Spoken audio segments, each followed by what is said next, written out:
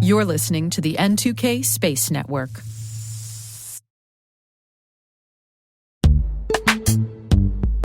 This episode is brought to you by Palo Alto Networks, the leader in cybersecurity. As AI-driven attacks increase, organizations can't afford to have network security that's stuck in the past. Discover how Palo Alto Networks can help you predict what's coming and proactively secure against it with a zero-trust, AI-powered network security platform built to secure whatever, whenever, wherever. To learn more, visit paloaltonetworks.com/network security platform.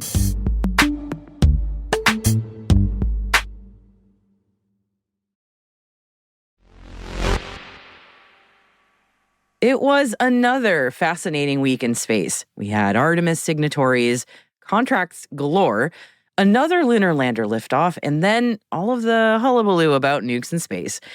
And the weekend's going to be busy too, it looks like. So before we head off into our long weekend, how about a palate cleanser joke, Alice? I'm bracing myself. Well, you said palate cleanser, so I had to make it a bit of a food theme, right? So why aren't astronauts hungry when they get to space?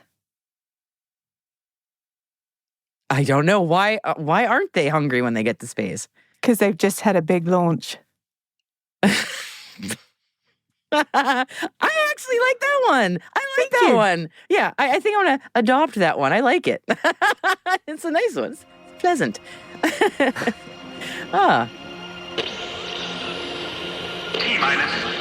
20 seconds to LOS. Speed rest. Go for deploy. Roger roll. Today is February 16th, 2024. I'm Maria Varmazes. I'm Alice Carruth, and this is T-minus.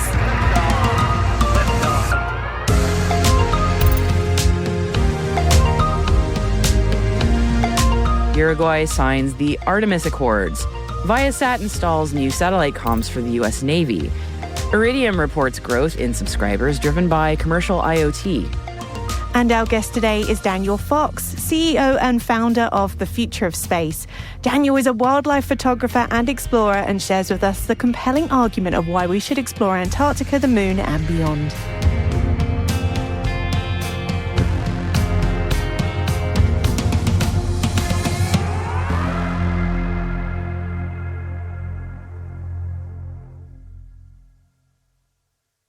Some nice news to start this Friday's Intel briefing for you. The Artemis Accords now have 36 signatories, with Uruguay joining the Space Exploration Cooperation Agreement in a ceremony at NASA HQ in Washington, D.C. just yesterday.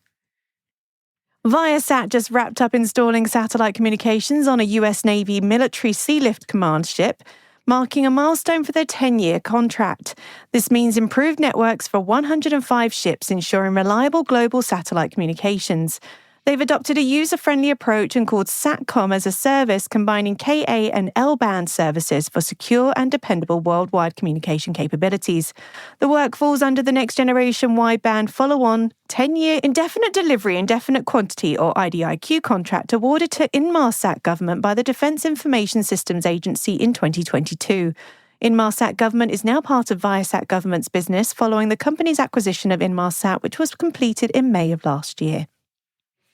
And staying with communications, Iridium has reported financial results for the fourth quarter and full year 2023 and issued its full year 2024 guidance. So Iridium reported fourth quarter total revenue of $194.7 million, which consisted of $148 million of service revenue and $46.7 million of revenue related to equipment sales and engineering and support projects.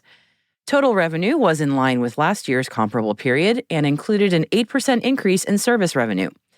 The company ended the quarter with close to 2.3 million total billable subscribers. Total billable subscribers, by the way, grew 14% year over year, driven by growth in commercial IoT, or Internet of Things.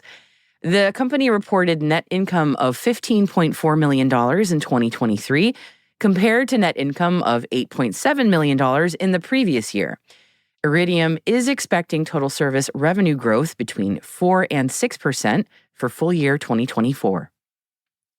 In-Space Missions Ltd is a subsidiary of BAE Systems and has been awarded further funding from the UK Space Agency to progress its Faraday Dragon rideshare satellite programme.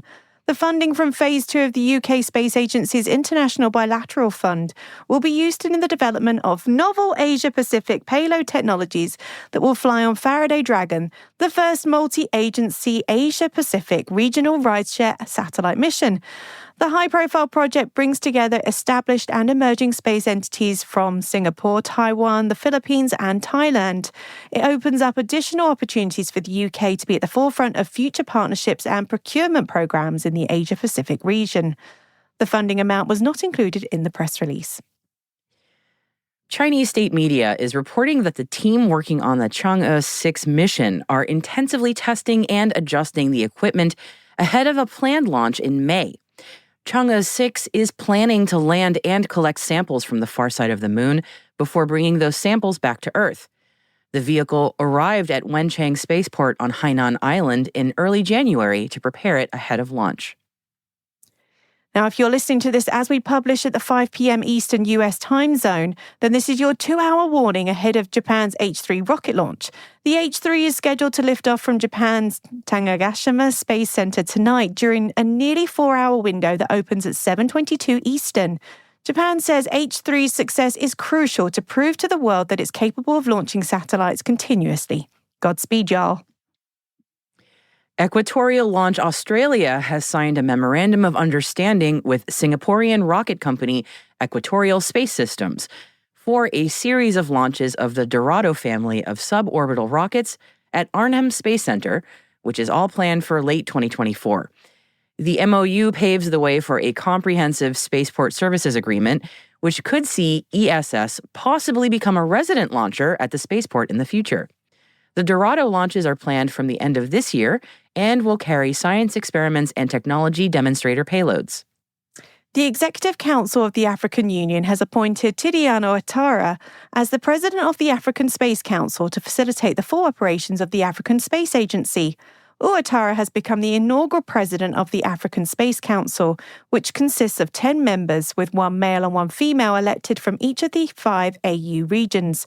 Their tenure will last 4 years, during which Dr. Ouattara will lead the African Space Agency governing body. Google is partnering with the Environmental Defense Fund to expose sources of climate warming emissions from oil and gas operations that will be detected from space by a new satellite. The new spacecraft, called the Methane Sat, will launch next month, and it will be one of the several satellites to be deployed to monitor methane emissions around the globe. The aim of the constellation is to pinpoint major sources of the invisible but potent greenhouse gas. The Methane Sat program is a partnership led by the Environmental Defense Fund, the New Zealand Space Agency, Harvard University, and others. Data from the satellite will be available later this year, and Google Cloud will provide the computing capabilities to process all the information. Google also said it will create a map of oil and gas infrastructure using artificial intelligence to identify components like oil tanks. MethaneSat's data on emissions will be then overlaid with the Google map to assist in understanding which types of oil and gas equipment tend to leak the most. The Earth engine data will be free to researchers, nonprofits, and the news media. Now, NASA is looking for candidates for its next simulated 1-year Mars surface mission. The analog mission aims to help inform the agency's plans for human exploration of the Red Planet. The second of 3 planned ground-based missions, called CHAPEA, which stands for Crew Health and Performance Exploration Analog, is scheduled to kick off in spring 2025. You'll find further details by following the link in the selected readings section of our show notes. And now, trust me, I'm going to go and sign up now.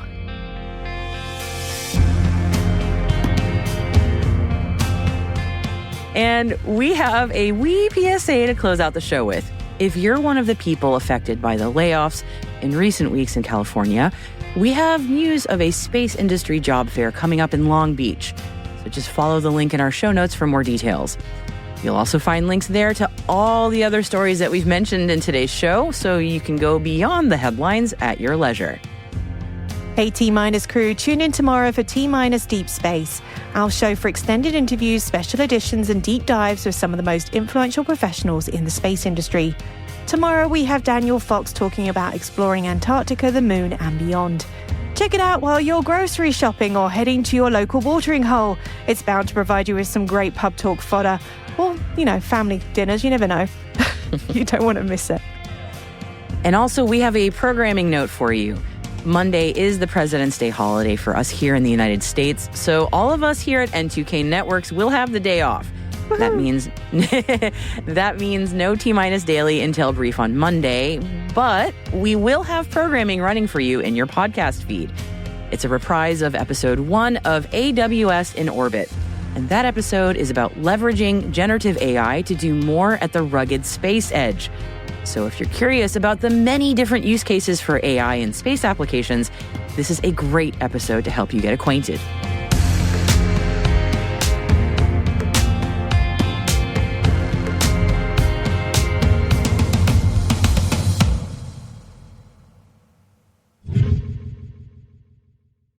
The start of the year is a great time to take that next step in your education, career, and beyond.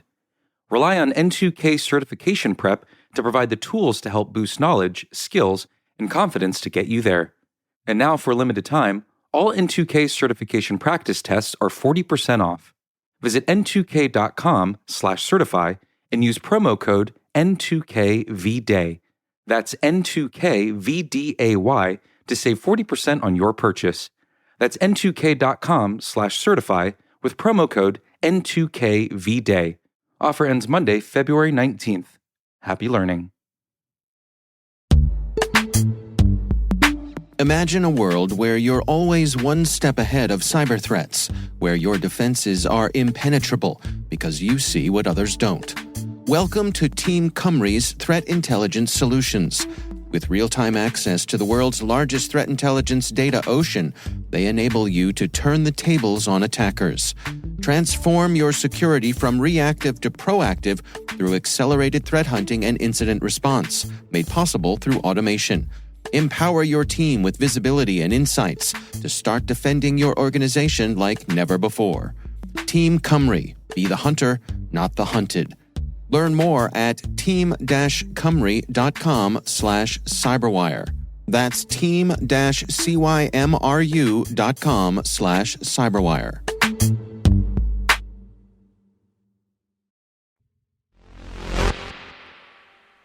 Our guest today is Daniel Fox, CEO and founder of the Future of Space. Daniel is a wildlife photographer and explorer, and we started our conversation talking about his upcoming return to Antarctica. So on December of this year, we're going to Antarctica on a kind of, luxurious exploration vessel, and we're bringing along William Shatner, NASA astronaut Scott Kelly, and then we're going to have some other big names. There are a lot of things for this voyage, but one of them is really to promote going to these places with a conscious and aware mind, because there's a narrative that is out there about not going to the moon, not going to space, not going to Antarctica, and trying to preserve, as if to put them into a bubble and thinking that they exist better in a bubble. And we want to promote the other way. We want to promote the human experience, the physicality of what it does to go to these places in a mindful way, so that we can learn. We can, the world is made to be experienced, and we need to remind ourselves that we can do it in a mindful way. Yeah, I would love to hear you expand on that a bit. It's the folks that you're going with also are two fascinating ambassadors for space right there. And I think that's a really smart, intentional choice to be making, especially when many times when I speak to people outside of the space bubble, there's a lot of cynicism about who is at the forefront of that conversation and what their motivations are. So I think it's fascinating that you have folks that are very well respected and loved at the forefront of this journey. And I would just love to hear about the connection to Antarctica and also who you're going with and why, because I think that's so fascinating. Going to these places is really important because that's, the hindsight and the perspective is only done once you go over there. Shatner got, when he went to space, that perspective, that physicality cannot be replicated if you're just staying home. So being able, like, if you think about going to Antarctica, up until very recently, it was only like hardcore research and limited to a small number of people who really want to push the boundaries. And now it's getting easier and more affordable. It's still an expensive, experience, and you need to be committed. But more and more people are able to experience, to connect to the remoteness. And if it's put with the right friend, and the right structure, the right context, it becomes a life-changing environment, experience, and where you can come back and you can share with your family. You can say, okay, now I understand how things are connected. Because we're a physical species. We need to experience things. We don't do well with concept, and I think that right now we rely too much on these concepts for people to change, and it doesn't work. So once you go over there and you get to experience the landscape, you get to experience these animals, and you get to experience all of this within a structure that reminds you of the responsibility and the connectedness of everything. It cannot but just be really powerful, agent of change. And the moon is the same thing. And, to your point about this being only to the ones who can afford it or to billionaires, unfortunately, the curve of technology has always been the same. Right now, you and I we're talking on computers. Computers were only to the rich, who could afford it back in those days. The same thing with the cell phones. And now it's ubiquitous, everyone can have it. So space, these travel destinations are often offered or available to the people that can afford it until it becomes available to the masses. So you're going to have the same kind of adaptation timeline. Absolutely. I mean, even in my lifetime, just vacationing abroad for many people has gone from a once in a lifetime thing to multiple times a year for some folks. I mean, it has changed a lot. And you mentioned something very interesting about I'm going to use the word stewardship since it's the only word that comes to mind, about the attitudes we take with us when we go to these places, Antarctica or one day the moon. When people go with a certain mindset of taking care of these spaces in a responsible way versus just pure exploitation. I'm just curious about your thoughts on that, because you wrote this amazing piece that I really loved, and we'll make sure to link it in the show notes. But you get into some detail about that, and I wanted to just sort of hear your thoughts on that. Life is constantly moving forward, right? It's like having children or having a family and always thinking that the children are going to stay home and never go anywhere. They are meant to go beyond you. That's why we have children, so that they can continue our legacy. And every single generation is going to try to do better than the generation before.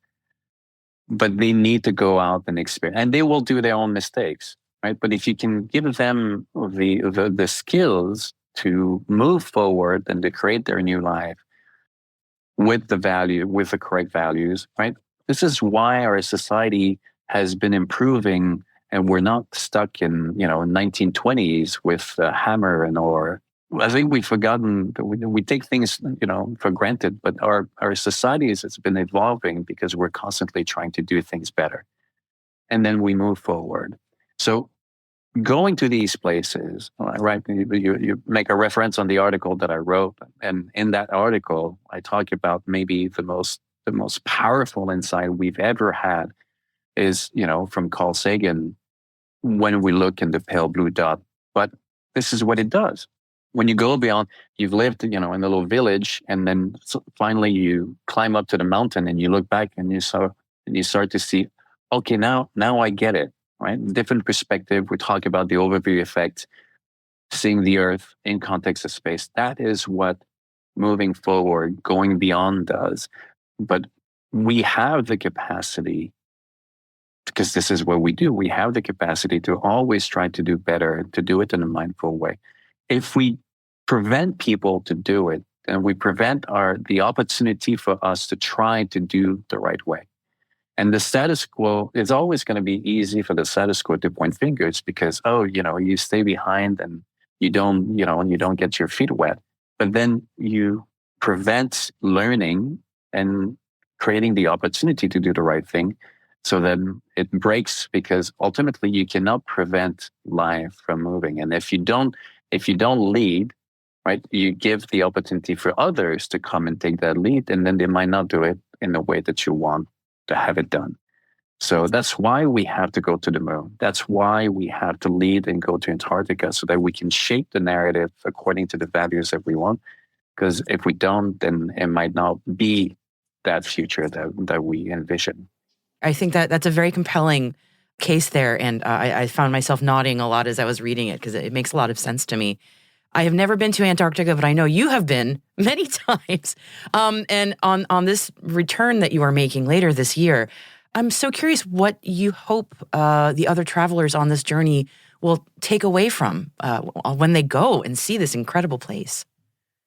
Just how everything is connected, right? The physicality of these places, the landscape, the mountains, the ice, obviously there's, crossing the Drake Passage, which is becoming more manageable because we're faster and then we have ships that can handle better.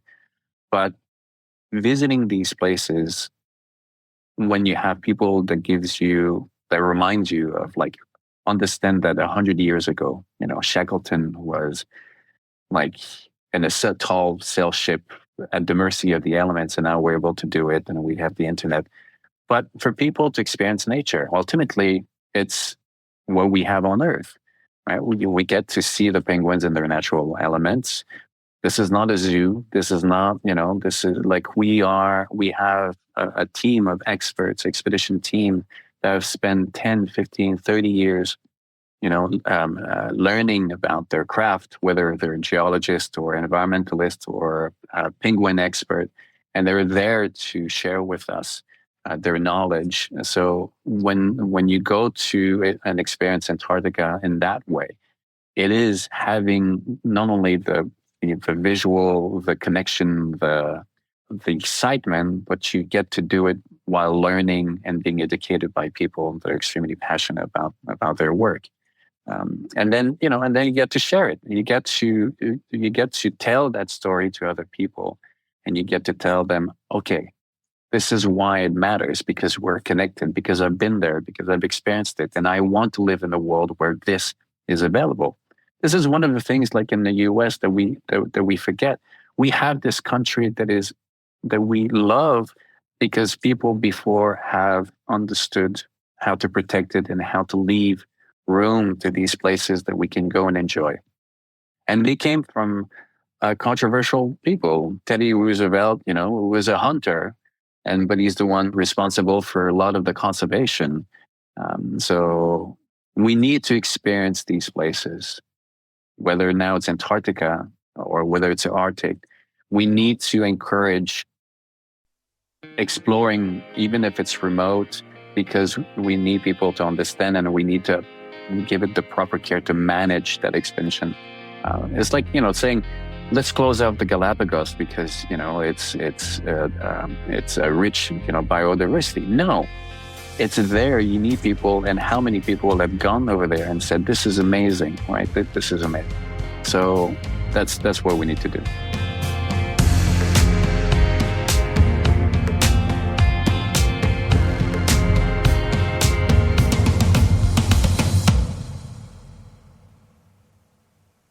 We'll be right back.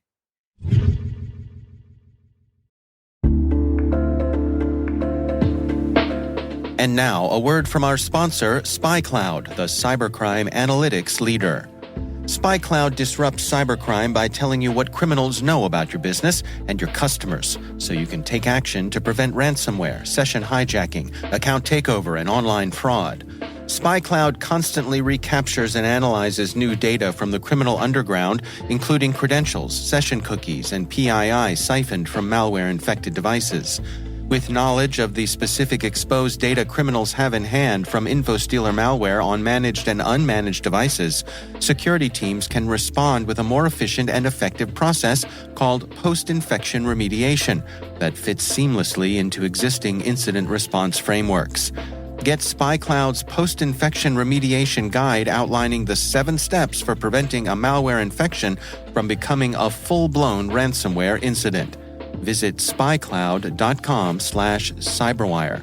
That's spycloud.com/cyberwire. And we thank SpyCloud for sponsoring our show.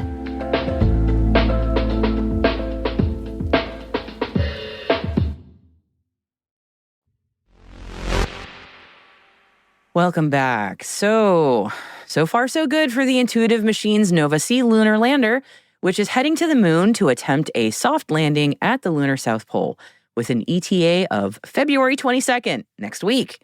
And when it successfully soft lands on the moon, yes, not if but when, we're manifesting this, one of the payloads on the lander is a mini satellite camera system called EagleCam that represents a number of very cool firsts. So EagleCam is a CubeSat camera system that will separate from the Nova-C lander as it approaches the lunar surface. In doing so, EagleCam will capture photos of the entire lander as it is landing. So when this happens, EagleCam will be accomplishing a number of firsts. It'll be the first device to capture third-person imagery of a spacecraft. The world's ultimate selfie, they're calling it. Haha. It'll be the first device to use Wi-Fi on the lunar surface. That's how the image from EagleCam is getting beamed back to Earth via the lander. Oh yeah, and most notably, it'll be the very first time ever a student-built university project lands on the moon. And no surprise here that the students are from none other than Embry-Riddle Aeronautical University. I love that this is a student-led project, and it is seriously fantastic that we'll now finally get that moment of landing captured from a third-person view for the very first time. And even when something goes awry, getting that third-person view on a lander was so important with JAXA's SLIM and understanding its orientation. So here's hoping we get that glorious touchdown moment with Nova-C. Geez, Wi-Fi on the moon. I can just hear it next time my home Wi-Fi network goes down. We can put Wi-Fi on the moon, but I can't get it to work in my office. And please tell me the network name for the lunar Wi-Fi is something funny. Please say it's a classic like FBI surveillance van. That would be brilliant, wouldn't it?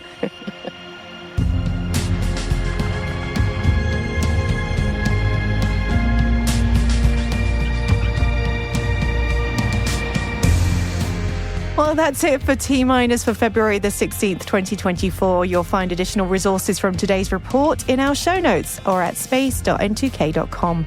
We'd love to know what you think of this podcast. You can email us at space@n2k.com or submit the survey in our show notes. Your feedback ensures that we deliver the information that keeps you a step ahead in the rapidly changing space industry. We're privileged that N2K and podcasts like T-Minus are part of the daily routine of many of the most influential leaders and operators in the public and private sector, from the Fortune 500 to many of the world's preeminent intelligence and law enforcement agencies. N2K's strategic workforce intelligence optimizes the value of your biggest investment, your people. We make you smarter about your team while making your team smarter. Learn more at n2k.com. This episode was produced by Alice Carruth, mixing by Elliot Peltzman and Trey Hester, with original music and sound design by Elliot Peltzman. Our executive producer is Jen Iben. Our VP is Brandon Karpf. And I'm Maria Varmazis. Thanks for listening and have a wonderful weekend.